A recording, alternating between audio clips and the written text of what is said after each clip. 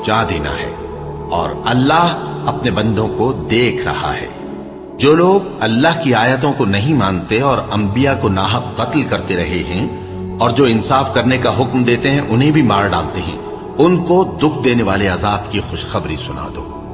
یہ ایسے لوگ ہیں جن کے اعمال دنیا اور آخرت دونوں میں برباد ہیں، اور ان کا کوئی مددگار نہیں ہوگا۔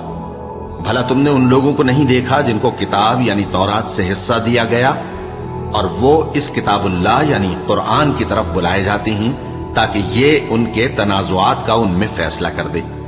تو ایک فریق ان میں سے پھر جاتا ہے اور منہ پھیر لیتا ہے، یہ اس لیے کہ یہ اس بات کے قائل ہیں کہ دوزخ کی آگ ہمیں چند روز کے سوا چھو ہی نہیں سکے گی، اور جو کچھ یہ دین کے بارے میں بہتان باندھتے رہے ہیں اس نے ان کو دھوکے میں ڈال رکھا ہے۔ تو اس وقت کیا حال ہوگا جب ہم ان کو جمع کریں گے، یعنی اس روز جس کے آنے میں کچھ بھی شک نہیں، اور ہر نفس اپنے اعمال کا پورا پورا بدلہ پائے گا اور ان پر ظلم نہیں کیا جائے گا۔ کہو کہ اے اللہ، اے بادشاہی کے مالک، تو جس کو چاہے بادشاہی بخشے اور جس سے چاہے بادشاہی چھین لے، اور جس کو چاہے عزت دے اور جسے چاہے ذلیل کرے۔ ہر طرح کی بھلائی تیرے ہی ہاتھ ہے، اور بے شک تو ہر چیز پر قادر ہے۔ تو ہی رات کو دن میں داخل کرتا اور تو ہی دن کو رات میں داخل کرتا ہے، تو ہی بے جان سے جاندار پیدا کرتا ہے اور تو ہی جاندار سے بے جان پیدا کرتا ہے، اور تو ہی جس کو چاہتا ہے بے حساب رزق بخشتا ہے۔ مومنوں کو چاہیے کہ مومنوں کے سوا کافروں کو دوست نہ بنائیں، اور جو ایسا کرے گا اس سے اللہ کا کچھ عہد نہیں۔ ہاں، اگر اس طریق سے تم ان کے شر سے بچاؤ کی صورت پیدا کرو تو مذائقہ نہیں۔ اور اللہ تم کو اپنے غضب سے ڈراتا ہے، اور اللہ ہی کی طرف تم کو لوٹ کر جانا ہے۔ اے پیغمبر، لوگوں سے کہہ دو کہ کوئی بات تم اپنے دلوں میں مخفی رکھو یا اسے ظاہر کرو، اللہ اس کو جانتا ہے، اور جو کچھ آسمانوں میں اور جو کچھ زمین میں ہے اس کو سب کی خبر ہے، اور وہ ہر چیز پر قادر ہے۔ جس دن ہر شخص اپنی کی ہوئی نیکی کو موجود پا لے گا اور اپنی برائی کو بھی دیکھ لے گا تو آرزو کرے گا کہ اے کاش اس میں اور اس برائی میں دور کی مسافت ہو جاتی۔ اور اللہ تم کو اپنے غضب سے ڈراتا ہے، اور اللہ اپنے بندوں پر نہایت مہربان ہے۔ اے پیغمبر، لوگوں سے کہہ دو کہ اگر تم اللہ کو دوست رکھتے ہو تو میری پیروی کرو، اللہ بھی تمہیں دوست رکھے گا اور تمہارے گناہ معاف کر دے گا، اور اللہ بخشنے والا ہے، مہربان ہے۔ کہہ دو کہ اللہ اور اس کے رسول کا حکم مانو، پس اگر وہ نہ مانے تو اللہ بھی کافروں کو دوست نہیں رکھتا۔ اللہ نے آدم اور نوح اور خاندان ابراہیم اور خاندان عمران کو تمام جہان کے لوگوں میں سے منتخب فرمایا تھا، ان میں سے بعض بعض کی اولاد تھے، اور اللہ سننے والا ہے، جاننے والا ہے۔ وہ وقت یاد کرنے کے لائق ہے جب عمران کی بیوی نے کہا کہ اے پروردگار، جو بچہ میرے پیٹ میں ہے میں اس کو تیری نظر کرتی ہوں، اسے دنیا کے کاموں سے آزاد رکھوں گی، تو اسے میری طرف سے قبول فرما، تو تو سننے والا ہے، جاننے والا ہے۔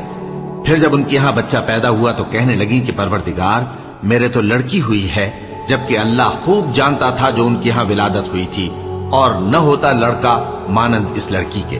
اور کہنے لگی میں نے اس کا نام مریم رکھا ہے، اور میں اس کو اور اس کی اولاد کو شیطان مردود سے تیری پناہ میں دیتی ہوں۔ تو اس کے پروردگار نے اس کو پسندیدگی کے ساتھ قبول فرمایا اور اسے اچھی طرح پرورش کیا، اور زکریا کو اس کا کفیل بنایا۔ زکریا جب کبھی عبادت گاہ میں اس کے پاس جاتے تو اس کے پاس کھانا پاتے۔ یہ کیفیت دیکھ کر ایک دن مریم سے پوچھنے لگے کہ مریم، یہ کھانا تمہارے پاس کہاں سے آتا ہے؟ وہ بولی کہ اللہ کے ہاں سے آتا ہے، بے شک اللہ جسے چاہتا ہے بے حساب رزق دیتا ہے۔ اس وقت زکریا نے اپنے پروردگار کو پکارا، عرض کی کہ پروردگار، مجھے اپنی طرف سے اولاد صالح عطا فرما، تو بے شک دعا سننے والا ہے۔ چنانچہ وہ ابھی عبادت گاہ میں کھڑے نماز ہی پڑھ رہے تھے کہ فرشتوں نے آواز دی کہ زکریا، اللہ تمہیں یحییٰ کی بشارت دیتا ہے، جو کلمۃ اللہ یعنی عیسیٰ کی تصدیق کریں گے اور سردار ہوں گے اور عورتوں سے رغبت نہ رکھنے والے اور ایک پیغمبر یعنی نیکوکاروں میں ہوں گے۔ زکریا نے کہا، اے پروردگار، میرے ہاں لڑکا کیوں کر پیدا ہوگا کہ میں تو بڈھا ہو گیا ہوں اور میری بیوی بانجھ ہے؟ فرمایا، اسی طرح اللہ جو چاہتا ہے کرتا ہے۔ زکریا نے کہا کہ پروردگار، میرے لیے کوئی نشانی مقرر فرما دے۔